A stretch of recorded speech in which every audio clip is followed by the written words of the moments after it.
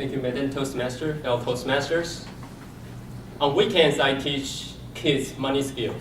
So today, I'm going to tell you the first lesson I give to them, the activity I prepare, and some of my observations. The first lesson they have to learn is to make a decision. After all, at the age of 16, they are going to decide which college will receive $100 of application fee from them. At age 25, they'll choose which one, someone they will file tax return together. At age 30, they probably exhaust their savings to buy a house. Or on their trip to India, they get to decide whether they give $100 rupee to a woman with bumpy on her neck. And so I designed a game, and there's no more decisions one can make out of this.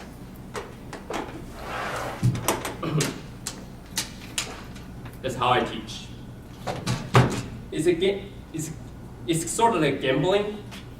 So what I do is I give each kid a card. Then they put some bets on it.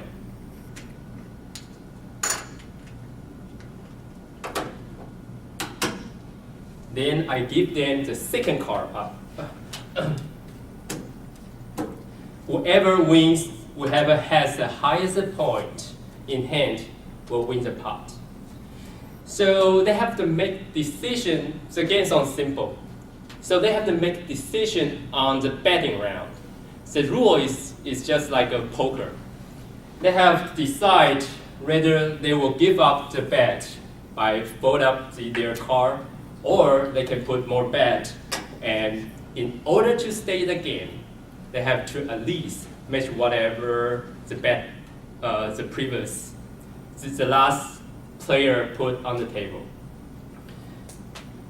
So this is the game, and I'm going to tell you something interesting out of that.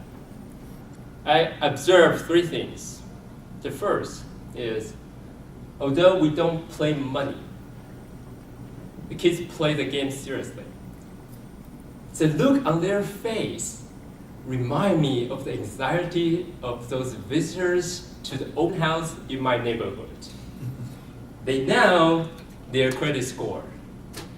They put their offer on the table. They hope the seller will favor them. And the second observation I have is, if they can make a choice, they would rather not make decisions. There's a girl who doesn't feel comfortable of playing the game, so I developed a sheet which tells her in what circumstances that's what you should do. And so I gave it to her. She played. And the boy in my game, in my class, kind of protested. He said he wanted to play robot. He wanted to have a guideline. Okay, so then I asked him why, because obviously the betting part is the most interesting in the game, but he wanted to play robot. And he told me that he just doesn't want to make a decision at all. That baffled me until a couple of days later. I had a long day after my work. I went home. I just didn't want to think what to eat, which restaurant to go to. I just told my wife, feed me. So at that time, I realized what he was thinking about. Make a decision is not always easy.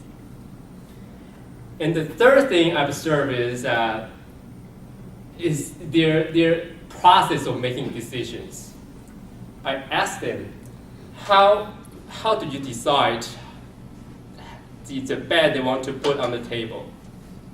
And one kid told me that he made a decision by observing the bet of his or the opponents or the other players. So he will try to bluff it.